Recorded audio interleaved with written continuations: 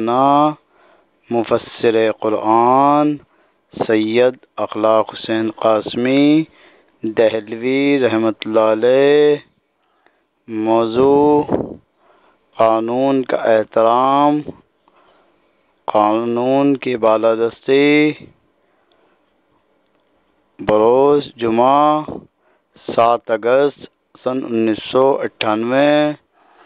Audio cassette, audio C D Muhammad Sadiq, phone number 9899634768۔ تکنیکی تعاون Suhail Hussain, doctor Aqeel Ahmad. Islam کی وہ قوت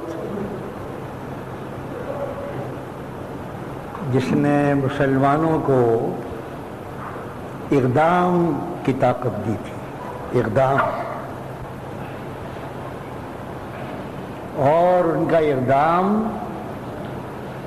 صرف سیاست کے لیے نہیں تھا،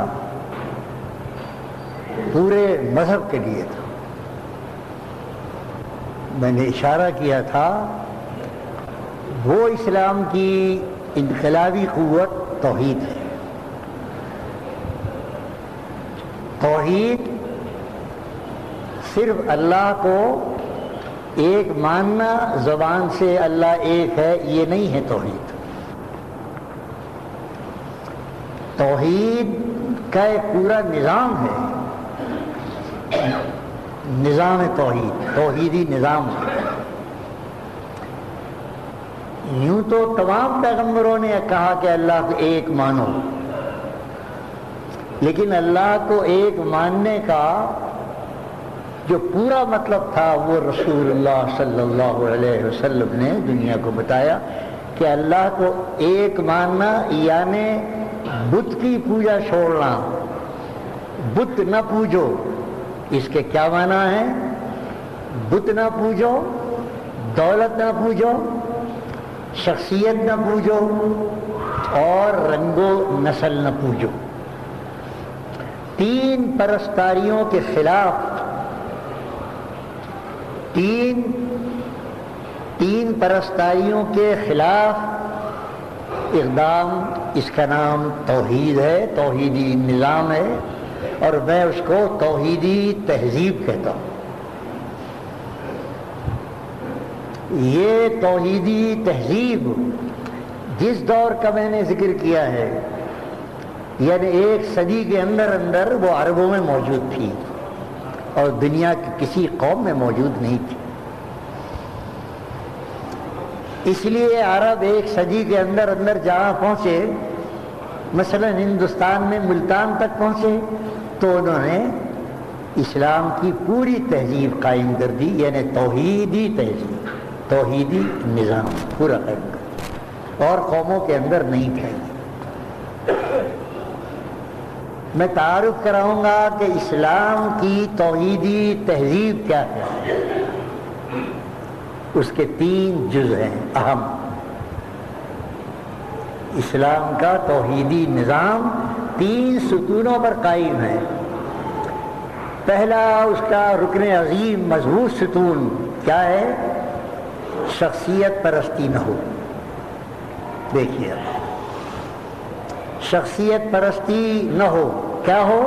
قانون کی بالادستی ہو۔ ایک ہے شخصیت، ایک ہے قانون۔ رسول اللہ صلی اللہ علیہ وسلم کی شخصیت بہت بڑی تھی نا، لیکن قانون اور شخصیت، حضور اکرم کی شخصیت کیونکہ خود قانون تھی، قانون کی تشریح کا نام سنت رسول تھا، تو حضور کی ذات تک تو معاملہ رہا ٹھیک، شخصیت اور قانون دونوں ساتھ تھے۔ رسول پاک کی شخصیت قانون میں گم ہو گئی تھی۔ اس فرق کو سمجھ لیں آپ۔ معاملہ بگڑا حضور کے بعد، جہاں شخصیت اور قانون بالکل دو الگ الگ چیزیں بن گئی۔ صحابہ کرام کو آپ دیکھیے، ایک ابو بکر صدیق کی شخصیت تھی اور ایک قانون اسلام تھا۔ عمر کو دیکھیے آپ، حضرت عمر نے اپنے خطبے میں یہ کہہ دیا عورتوں سے کہ تم اپنا مہر حضور کی ازواج مطہرات اور حضور کی بیٹیوں کے مطابق ہلکا بنوایا کرو، یہ خطبے میں فرما دیا انہوں نے۔ ایک خاتون کھڑی ہو گئی اور خاتون نے کھڑے ہو کر کہا امیر المومنین، جو حق اللہ نے اللہ کی کتاب میں ہم کو دیا ہے آپ وہ ہم سے چھین رہے ہیں۔ دیکھیے اب آپ فرق دیکھیے آپ، اللہ کی کتاب تو یہ کہہ رہی ہے کہ بات ہے تم احراہن قنطارا، جب معاملہ ہو خلا کا، اگر عورتوں کو تم نے مال کا انبار بھی دیا ہو، قنطار کہتے ہیں انبار، تب بھی واپس نہ لو۔ قنطار گویا اشارہ کیا کہ عورت کی مرضی پر ہے، وہ 10 20 100 50 روپے کا مہر نہیں باندھتی، وہ تو انبار باندھتی ہے۔ اگر آپ کی غرض ہے تو قبول کیجیے، نہیں ہے تو نہ کیجیے۔ دیکھیے فرق آیا ہے۔ وہ عورت یاد دلا رہی ہے کہ امیر المومنین عمر، آپ کی شخصیت الگ ہے، قانون الگ ہے۔ فوراً رجوع کر لیا، نہیں بات ٹھیک کہتی ہے، اللہ تعالیٰ بھلا کرے، تو نے مجھے ہلاکت سے بچا لیا، میں قانون نہیں ہوں، میں خلیفہ وقت کی ایک شخصیت ہوں، قانون والا تک۔ سمجھ رہے ہیں آپ؟ یہ الگ بحث ہے کہ حضور نے کس قدر احتیاط کی ہے، وہ میں نہیں چھیڑ رہا، بات جو کہنی ہے وہ اگلی ہے۔ یہ شخصیت پرستی جب سیاست میں آئی تو خاندانی حکومتوں کا وجود ہو گیا۔ جب تک اسلامی سیاست میں شخصیت پرستی نہیں آئی وہ خلافت رہی، خلیفہ وقت الگ اور قانون الگ، خلیفہ ماتحت قانون کے۔ جب اس مسلمانوں کی سیاست میں شخصیت پرستی آ گئی تو اب شخصی حکومت آ گئی، خاندانی حکومت آ گئی، خلافت حکمراں کی پرستی شروع ہو گئی، حالانکہ پرستی صرف ایک اللہ کی، اس کو بھی چھوڑ دیا۔ تیسرا میدان ہے صوفیہ کا، یہاں بہت گڑبڑ ہوئی ہے۔ میں اکابر صوفیہ کی بات نہیں کہا کرتا ہوں، تو آخر میں بتاؤں گا آپ کو، جو ہمارے یہاں مستند صوفیہ ہیں وہ اور ہیں، یہ عام حلقے جو ہیں صوفیہ کی، وہاں کیا ہے، وہاں کہتے ہیں مثل مشہور ہے کہ المرید کل میت فی ید الغسال، یہ ایک محاورہ ہے صوفیوں کے یہاں۔ بھائی مرید تو پیر کے ہاتھ میں ایک مردہ ہے، جیسے غسال کے ہاتھ میں ایک مردہ ہوتا ہے، یہ مشہور کر رکھا ہے۔ پیر بس پیر جو کہہ دے انمت، پیر کی بات مانو، پیر سے یہ نہ پوچھو کہ یہ غلط ہے یہ صحیح ہے، یہ ہے صوفیہ کے ہاں۔ کیونکہ جس طرح ایک مردہ غسال کے ہاتھ میں ہوتا ہے، ویسے ہی ایک مرید کو پیر کے ہاتھ میں ہونا چاہیے۔ یہ صوفیہ کے نیچے کے حلقے ہیں، بات سمجھ لیں آپ، میں بڑوں کی بات نہیں کر رہا، بڑوں کی بات الگ کروں گا۔ پھر شیخ سعدی کا ایک مقولہ ہے، اس کو غلط سمجھا گیا۔ شیخ سعدی کہتے ہیں کہ خطائے بزرگاں گرفتن خطاست، بزرگوں کی خطا کا پکڑنا بھی خطا ہے، گرفتن کے معنی۔ اگر کوئی بزرگ خطا کر رہا ہے تو اس کو کہو کہ یہ خطا ہے، یہ بھی خطا ہے، حالانکہ یہ مطلب نہیں ہے شیخ سعدی کا۔ کیا ہے مطلب؟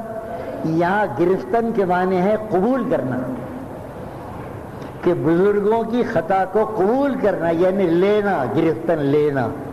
ایک گرفتن کے معنی گرفت کرنا، پکڑنا، اور ایک گرفتن کے معنی قبول کرنا، قبول کرنا خطا ہے، یہ ہے شیخ سعدی کا۔ عام طور پر یہ فقرہ دہراتے ہیں لوگ، یا خطائے بزرگاں گرفتن خطا، بھائی بزرگوں کی خطا کو نہ پکڑو، یہ خطا ہے، یہ غلط معنی ہے۔ بزرگوں کی خطا کو قبول نہ کرو، بزرگوں کی خطا کو اپنے اندر پکڑ کے نہ رکھو، یہ خطا ہے۔ خطا ہے، وہ بزرگ ہو یا خرد، شیخ سعدی ہے.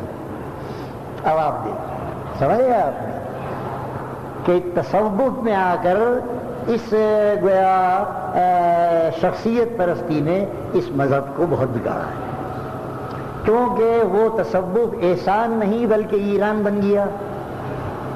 جب تک تصوف رہا احسان رسول اللہ کی سنت ٹھیک رہا، اور جب احسان کی جگہ آیا ایران، ایران میں آئے لوگ تو ایران میں بگڑ گیا کام. اب دیکھیں ہمارے ہاں جو مستند ہیں وہ ہیں ہمارے حضرت محبوب الہی رحمت اللہ تعالی علیہ. یہ ہیں بڑے اکابر. عام طور پر یہ جو ذہن بنتا ہے صوفیوں کے ہاں تصوف نہیں پیر بڑا ہے، بڑے کی خطا نہیں پکڑتے، گناہ ہے، بڑے کی خطا نہیں، کرنے دو اس میں بھی کچھ ہوگا. یہ غلط. اب شیخ کی سنیے آپ. شیخ فرماتے ہیں احترام شریعت یہ طریقت کی بنیاد ہے. یہ شیخ فرما رہے ہیں حضرت محبوب الہی رحمت اللہ تعالی. مثال دیتے ہیں شیخ اپنے پیر و مرشد حضرت بابا صاحب کہ میرے پیر بابا صاحب رمضان میں خربوزہ کھا رہے تھے. میں حاضر تھا، میرے شیخ نے خربوزے کی ایک پھانک کاٹ کر میری طرف پیش کی، میں نے وہ لے لی. میں نے فرط عقیدت میں اسے کھانا چاہا. شیخ کا عطیہ ہے، ارے شیخ کا عطیہ روک دوں، کھا لو، کفارہ ادا کر لیں گے، 2 مہینے کے روزے تو آئیں رکھ لیں گے. یہ دل نہ آیا. شیخ تھا صاحب کشف، بابا صاحب اللہ روحانی تاثیر اور روحانی کشش کا ایک منبع عظیم بابا فرید. کہا نظام الدین خبردار منہ میں مت رکھیو، روزہ ہے تیرا. نظام الدین روزہ ہے.